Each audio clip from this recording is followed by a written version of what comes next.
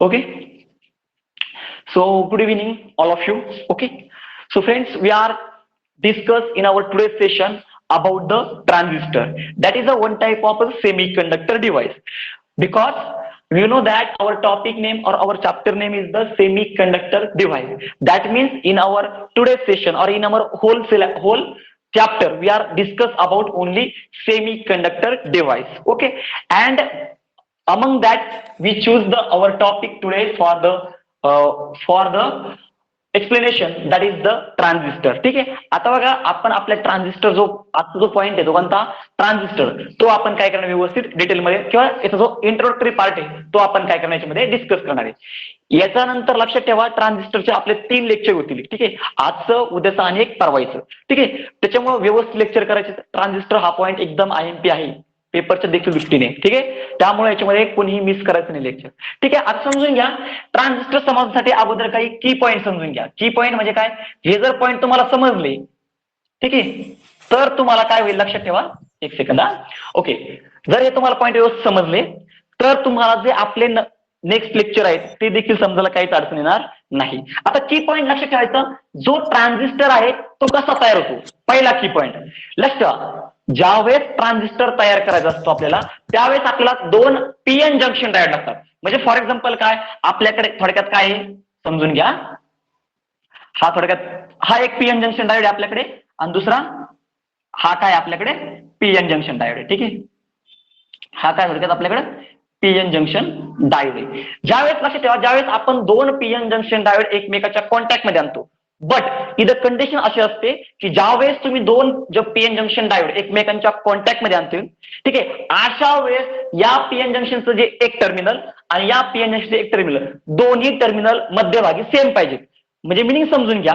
म्हणजे for example बघा तुम्हाला ट्रान्झिस्टर तयार करायचं आहे. ठीक आहे. बेसिकली ट्रान्झिस्टरचे 2 टाईप असतात. किती असतं, there are 2 types. Okay. Okay समजून घ्या 2 टाईप्स असतात. ठीक आहे. ट्रान्झिस्टरचे टाईप असतात 2 टाईप्स. 2 टाईप्स कोणकोणते बघा समजून घ्या. जो पहिला टाईप असतो तो असतो बघा NPN ट्रान्झिस्टर आणि जो आपला सेकंड टाईप असतो, ठीक आहे, 1 मिनिट मी ते करतो, आणि जो आपला सेकंड टाईप असतो तो असतो आपला PNP ट्रान्झिस्टर. लक्षात ठेवा. म्हणजे बघा आपल्याला ट्रान्झिस्टर जर तयार करायचं असेल, फॉर्म करायचं असेल, फॅब्रिकेट करायचं असेल तर अशा वेळेस काय करतो आपण की जो मधल्या ठीक आहे ना मध्यभागी जो ट्रान्झिस्टर आहे ती टर्मिनल आहे ते काय असणार इथं सेम असणार आहे आणि त्याच्या बाजूचे जे दोन्ही असतील ते दोन्ही काय असतील सेम असतील. म्हणजे समजून घ्यायचं थोडस व्यवस्थित समजून घ्या.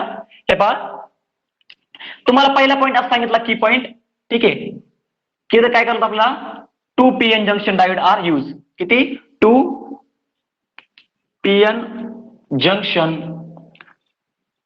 Diode are used. आपण इथं 2 प्रकारचे 2 PN जंक्शन डायोड काय करतो यूज करतो. आता 2 PN जंक्शन डायोड म्हणजे समजून घ्या आता. ठीक आहे.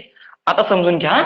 आता बघा आपल्याकडे हा एक PN जंक्शन डायोड आहे. कोणता समजून घ्या. ठीक आहे. हा P आणि हा N हा एक PN जंक्शन डायोड आहे आणि आपल्याकडे दुसरा एक PN जंक्शन डायोड आहे. ठीक आहे. हा एक PN जंक्शन आहे. मी यालाच म्हणतो NP. ठीक आहे ना. काय म्हणतो याला NP. आता लक्षात ठेवा जर आपण हे 2 PN जंक्शन डायोड काय केले कॉन्टॅक्ट मध्ये आणले, जॉईन केले, तर जॉईन केल्यानंतर लक्षात ठेवा तुम्हाला जे जॉईन केल्यानंतर काय भेटणार आहे ट्रान्झिस्टर भेटणार आहे. ते कसं भेटेल बघा समजून घ्या. ठीक आहे. ठीक आहे. म्हणजेच काय PNP ट्रान्झिस्टर काय भेटेल तुम्हाला इथं PNP ट्रान्झिस्टर. म्हणजेच काय आपला जो NN जो आपला PN जंक्शन आहे, ठीक आहे ना, किंवा NN जो रिजन आहे तो आपण काय केला या 2 P टाईपच्या सेमी कंडक्टर मध्ये काय केला सँडविच केलाय. सँडविच माहिती आहे ना. ठीक आहे. सँडविच म्हणजे काय असतं, वर पण ब्रेड असतं, खाली पण ब्रेड असतं, मध्ये काय असतं, ठीक आहे, तो मसाला असतो. तसं इथं काय लक्षात सँडविच म्हणजे काय आपला जो मध्यभागी कोण इथं N म्हणजे N ला इथं आपण सँडविच केलंय. कुणाच्या मध्ये केलं की आपण P टाईपचा एक्सट्रिंसिक सेमीकंडक्टर आणि P टाईपचे म्हणजे 2 P टाईपचे एक्सट्रिंसिक सेमीकंडक्टर घेतले आणि त्यांच्यामध्ये कोण प्लेस केला N टाईपचा सेमीकंडक्टर किंवा त्याला आपण म्हणतो N टाईपचा एक्सट्रिंसिक सेमीकंडक्टर काय केला आपण 2 P टाईपच्या एक्सट्रिंसिक सेमीकंडक्टर मध्ये सँडविच केलाय. ठीक आहे. मग आपल्याला काय भेटलं PNP ट्रान्झिस्टर. किंवा इथं दुसरी पॉसिबिलिटी असेल बघा. दुसरी पॉसिबिलिटी एकदम सिंपल लक्षात ठेवा काय असेल बघा. आता असं जरा समजून घ्या. ठीक आहे. दुसरी पॉसिबिलिटी असे असेल की थोडक्यात इथं काय असेल NP इथं असेल एन. तर अशा वेळेस आपल्याला जो ट्रान्झिस्टर भेटेल तो कसा भेटेल लक्षात ठेवा. सिम्पली एकदम सोपं आहे. ठीक आहे, इंट्रोडक्टिव्ह पार्ट आहे, व्यवस्थित समजून घ्या. कसा भेटेल, इथं बघा, इथं सँडविच कोण होईल, पी टाईपचा एक्सट्रिंसिक सेमीकंडक्टर काय होईल, एन टाईपच्या सेमीकंडक्टर मध्ये काय होईल, सँडविच होईल. कसं करणार मग तुम्ही ते, काय कसं करणार, N P N type of transistor. ठीक आहे, हे there are two types of transistor, that is the PNP transistor and second one is the NPN transistor. ठीक आहे, इथपर्यंत आय थिंक तुम्हाला समजलं असेल. आता लक्षात ठेवा, याच्यापैकी जो पीएनपी ट्रान्झिस्टर आहे आणि एनपीएन ट्रान्झिस्टर आहे, यापैकी out of this to transistor which transistor are more effective. ठीक आहे, समजून घ्या, म्हणजे कोणता ट्रान्झिस्टर जास्त अमाऊंट मध्ये किंवा जास्त काय करेल, इफेक्टिव्हली वर्क करेल. तर बघा एक लॉजिक आहे. ठीक आहे, आता समजून घ्या, हे जे ट्रान्झिस्टर असतात ते डोप केलेले असतात. पी टाईप मध्ये आपण कोणती इम्प्युरिटी ऍड करतो, पी टाईप मध्ये कोणते इम्प्युरिटी ऍड करतो, तर ट्रायव्हॅलंट इम्प्युरिटी. कोणती, ट्रायव्हॅलंट. या पी टाईप मध्ये पण काय आपण केलं, ट्रायव्हॅलंट इम्प्युरिटी ऍड केली. समजून घ्या, जर तुम्ही ट्रायव्हॅलंट इम्प्युरिटी ऍड करत असाल तर याचा अर्थ इथं होल्स तयार होतात, म्हणजे पॉझिटिव्ह रिजन, बरोबर की नाही. इथं काय होतील, होल्स तयार होतील. आता समजून घ्या, होल्स म्हणजे पॉझिटिव्ह चार्ज. ठीक आहे ना, त्याला आपण म्हणतो फोटॉन किंवा प्रोटॉन, काय म्हणतो त्याला आपण, प्रोटॉन बोलत असतो. ठीक आहे, आता बघा हा एनपीएन ट्रान्झिस्टर आहे. समजून घ्या, हा जो एन, ठीक आहे, हा जो एन टाईपचा सेमीकंडक्टर आहे आणि हा जो एन टाईपचा आहे, हा देखील काय केला असतो, डोप केलेला असतो. डोप म्हणजे काय, याच्यामध्ये देखील इम्प्युरिटी ऍड केली असते. ठीक आहे, बघा या एन टाईप मध्ये आपण कोणती इम्प्युरिटी ऍड करणार, पेंटाव्हॅलंट. या एन टाईप मध्ये कोणती ऍड करणार, पेंटाव्हॅलंट इम्प्युरिटी.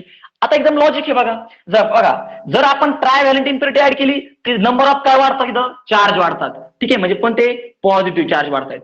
जेवढी जास्त ट्रायव्हॅलंट इम्प्युरिटी ऍड करू तेवढी काय वाढली, इथं काय वाढली, इथं पॉझिटिव्ह चार्ज, होल्स वाढतील. ठीक आहे, काय वाढतील, इथं होल्स वाढतील. ठीक आहे, जेवढी आपण पेंटाव्हॅलंट इम्प्युरिटी ऍड करू तेवढे आपल्याला निगेटिव्ह चार्ज भेटतील. काय भेटतील, इथं निगेटिव्ह चार्ज, म्हणजे इथं इलेक्ट्रॉन भेटतील. काय भेटतील आपल्याला इथं, आता इलेक्ट्रॉन. आता थोडंसं रिलेशन इलेक्ट्रॉन आणि प्रोटॉन बद्दल समजून घ्या. लक्षात ठेवा, हे जे पॉझिटिव्ह चार्ज याला प्रोटॉन देखील बोलतात, आपण इथं होल्स देखील बोलतो आणि याला पॉझिटिव्ह चार्ज देखील असं बोलतो. ठीक आहे, समजून घ्या, जर वजनाने जर विचार केला, म्हणजे वजन कोणाचं जास्त असेल, होल्सचं असेल की कोणाचं, इलेक्ट्रॉनचं. ठीक आहे, आता लॉजिक आहे बघा, सिंपल आहे. एखादा आपल्याकडे ऍटम प्रेझेंट आहे. ठीक आहे, या ऍटम मध्ये असं समजून घ्या, आपल्याकडे एक सिलिकॉनचा ऍटम प्रेझेंट आहे, ज्याच्याकडे किती व्हॅलन्स इलेक्ट्रॉन येतं, 4 व्हॅलन्स इलेक्ट्रॉन आहे. कारण जो आपला सिलिकॉन आहे, प्युअर सिलिकॉन, तो एक टाईपचा काय आहे, सेमी कंडक्टर डिव्हाइस आहे. ठीक आहे ना, प्युअर सेमी कंडक्टर आहे. आणि जेवढे सेमी कंडक्टर असतात त्यांची व्हॅलन्सी किती असते, 4 असते. थोडक्यात किती असते, 4 असते. ठीक आहे, आता समजून घ्या, जर याला काहीतरी एनर्जी भेटली, एक्सटर्नल एनर्जी भेटली, या आयटमला काय भेटली, एक्सटर्नल एनर्जी, अशा वेळेस काय होईल, एक इलेक्ट्रॉन बाहेर टाकला जाईल. ठीक आहे ना, एक इलेक्ट्रॉन काय टाकलं जाईल, बाहेर. कधी बघा, समजून घ्या, म्हणजे फॉर एक्झाम्पल आपल्याकडे सिलिकॉन आहे आणि आपण काय केलं, याच्यामध्ये पेंटाव्हॅलंट इम्प्युरिटी ऍड केली. कोणती इम्प्युरिटी ऍड केली, पेंटाव्हॅलंट, ज्याची व्हॅलन्सी किती आहे, 5 आहे. अशा वेळेस एक इलेक्ट्रॉन दिला जाईल. समजतंय का, म्हणजे फॉर एक्झाम्पल आपल्याला एक इलेक्ट्रॉन जास्त भेटला, एक इलेक्ट्रॉन डोनेट झाला, इथं एक इलेक्ट्रॉन काय झाला, डोनेट. ठीक आहे, आता समजून घ्या, एक इलेक्ट्रॉन ऍक्सेप्ट केलाय कोणी, प्युअर सिलिकॉननी, आणि ही जी इम्प्युरिटी, पेंटाव्हॅलंट इम्प्युरिटी, तिने तो इलेक्ट्रॉन डोनेट केलाय आणि घेतलाय कोणी, या प्युअर सिलिकॉननी. आता समजून घ्या, जेवढे जास्त इलेक्ट्रॉन वाढतील, जेवढे जास्त काय वाढतील, इलेक्ट्रॉन. आता जो हा पेंटाव्हॅलंट इम्प्युरिटी, याच्यामधला एक इलेक्ट्रॉन इकडे आला, याचा अर्थ काय तयार झालं, होल तयार झालं, म्हणजेच काय, पॉझिटिव्ह चार्ज. लक्षात ठेवा, जो होल असतो म्हणजे पॉझिटिव्ह चार्ज. समजून घ्या, ठीक आहे, समजून घ्या, हे इलेक्ट्रॉन आहेत सगळे. ठीक आहे, एक इलेक्ट्रॉन काय झाला, बाहेर आला.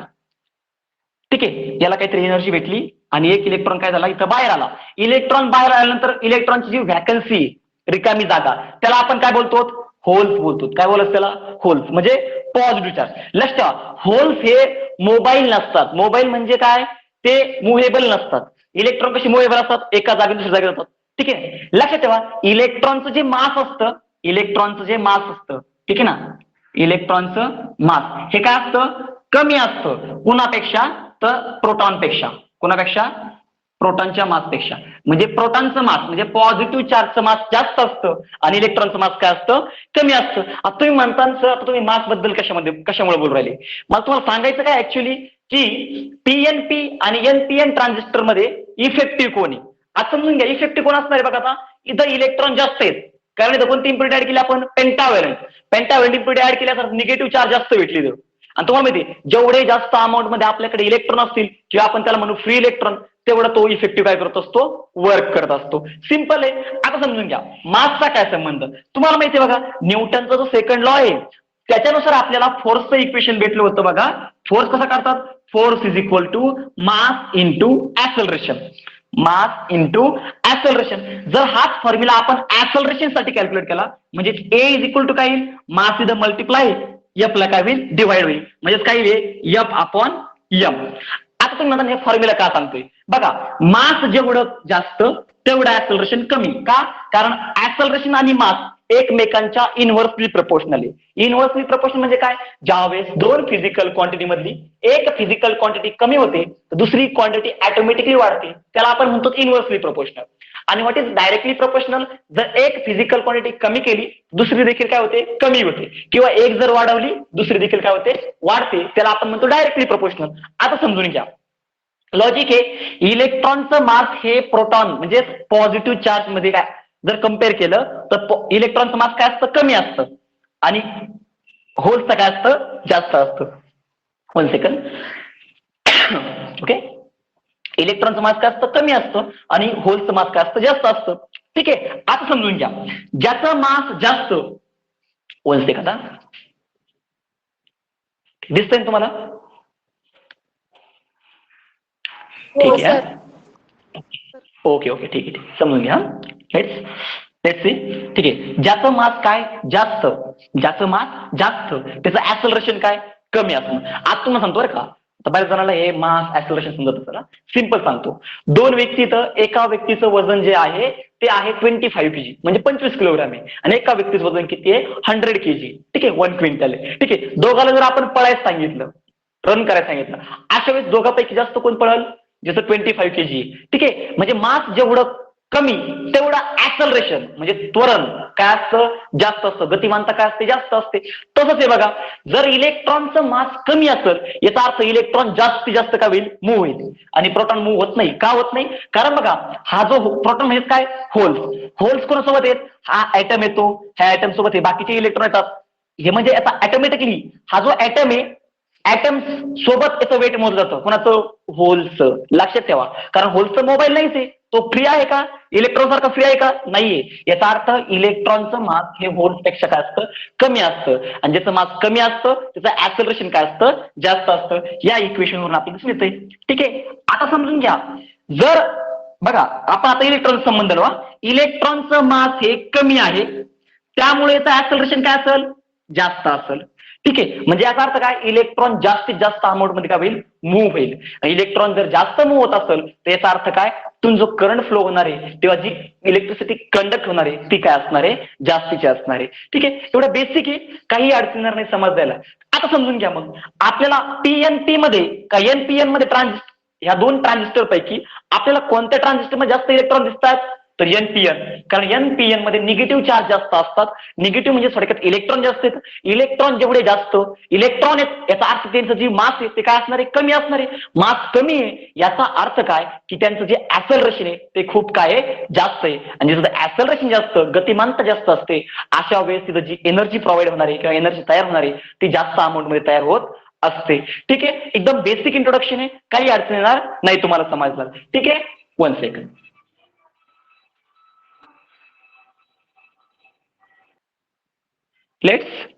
We are discuss now how to activate the transistor. If you take the transistor, that time the question arises how to activate that transistor. Okay, म्हणजे ज्यावेळेस आपण ट्रान्झिस्टर घेऊ आणि आपल्याला सांगितलं हा ऍक्टिव्हेट करा तर एकदम सिंपल फंडा आहे. ठीक आहे, आता ते समजण्यापेक्षा म्हणजे आपल्याला ट्रान्झिस्टर ऍक्टिव्हेट करण्याच्या अगोदर आपल्याला दोन गोष्टी माहित पाहिजे. एक असतं इमिटर जंक्शन कोणतं आहे आणि दुसरं असतं आपलं कलेक्टर जंक्शन. आता बघा इमिटर जंक्शन आणि कलेक्टर जंक्शन थोडं बेसिक आहे बघा, समजून घ्या. 1 मिनिट चॉक चेंज करू. ओके, ठीक आहे. ओके, असं समजून घ्या. आता मी काय करतो, इथे एक प्रकारचं ट्रान्झिस्टर काढतो. ठीक आहे,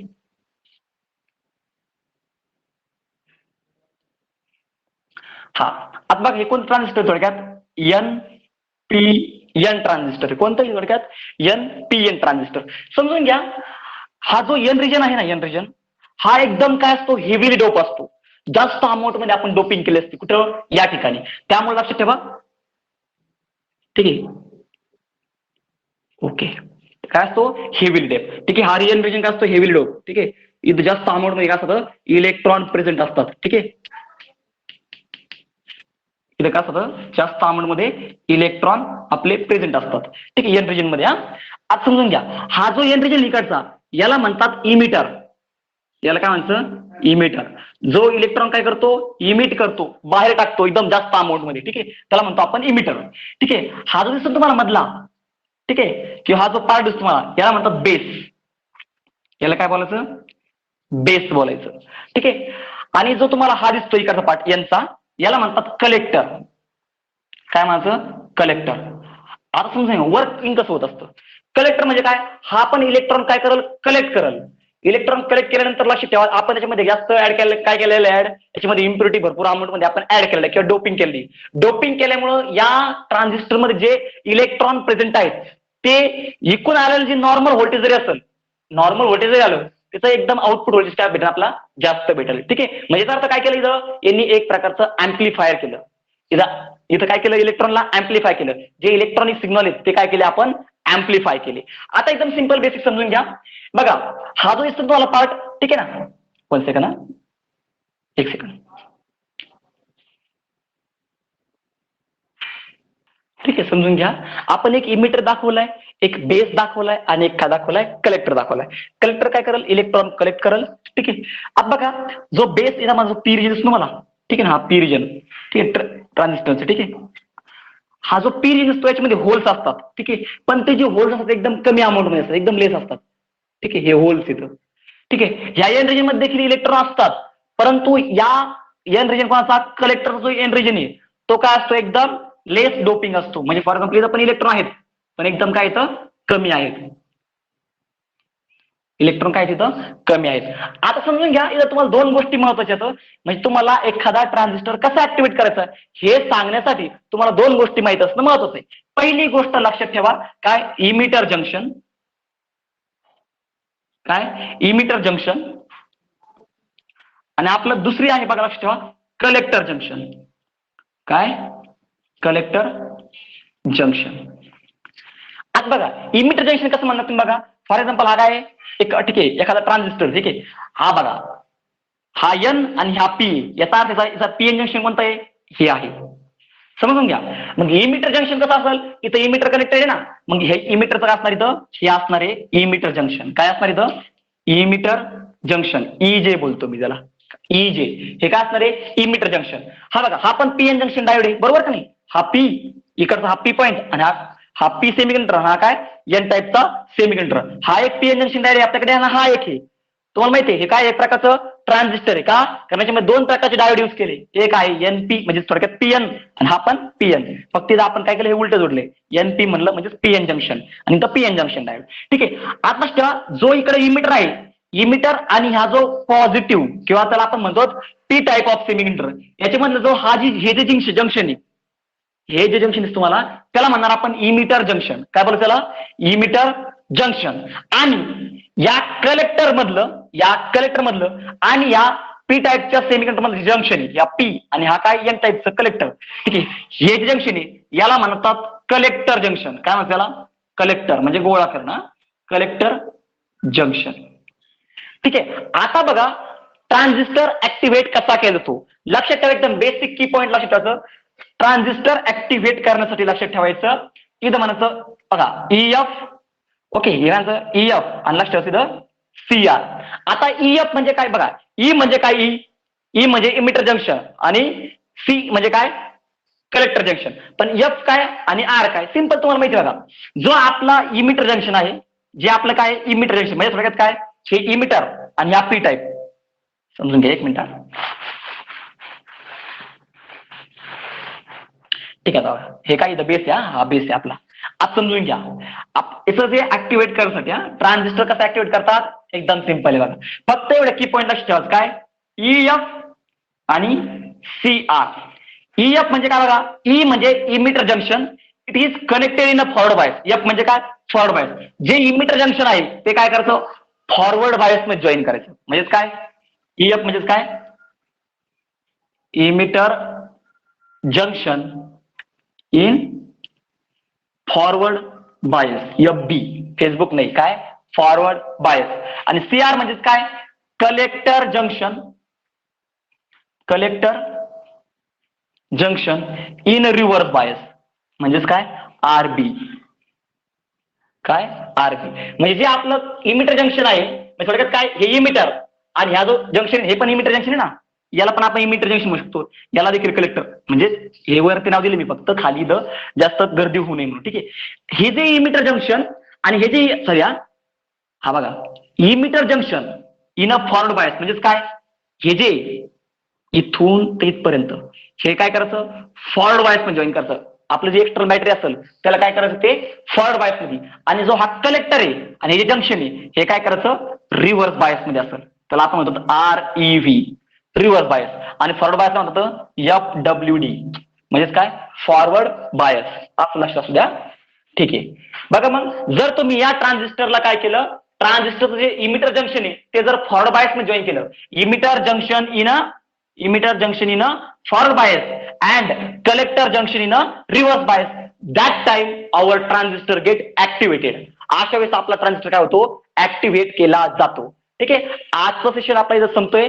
आपण याच्यामध्ये बघा, लक्ष ठेवा, इंट्रोडक्शन टू द ट्रान्झिस्टर आणि नेक्स्ट एकदम महत्त्वाचा पॉईंट पाहिला आपण, how to activate the transistor. जो ट्रान्झिस्टर आहे त्याच्यामधलं जे इमिटर जंक्शन आहे ते फॉरवर्ड बायस मध्ये जॉईन करायचं बॅटरीला. ठीक आहे, आणि जे कलेक्टर जंक्शन आहे, ठीक आहे, याला आपण म्हणतो कलेक्टर जंक्शन, हे जे आहे ते रिव्हर्स बायस मध्ये जॉईन करायचं. पुढे करायचं रिव्हर्स बायस मध्ये. अशा वेळेस लक्षात ठेवा तुमचा ट्रान्झिस्टर ऑटोमॅटिकली काय होईल, ऍक्टिव्हेट होईल आणि तो ऑपरेट केला जाईल. एकदम सिंपल आहे, की पॉईंट असं लक्षात ठेवतो, EF-CR. EF म्हणजे काय, emitter junction in forward bias आणि CR म्हणजे काय, collector junction in reverse bias. इतकं सोपं आहे. नेक्स्ट पॉईंट आपण उद्याच्या लेक्चरला डिस्कस करूयात. ठीक आहे, याचे काही नीटचे पॉईंट आहेत ते उद्याच्या लेक्चरला आपण डिस्कस करणार आहोत. ठीक आहे, थँक्यू.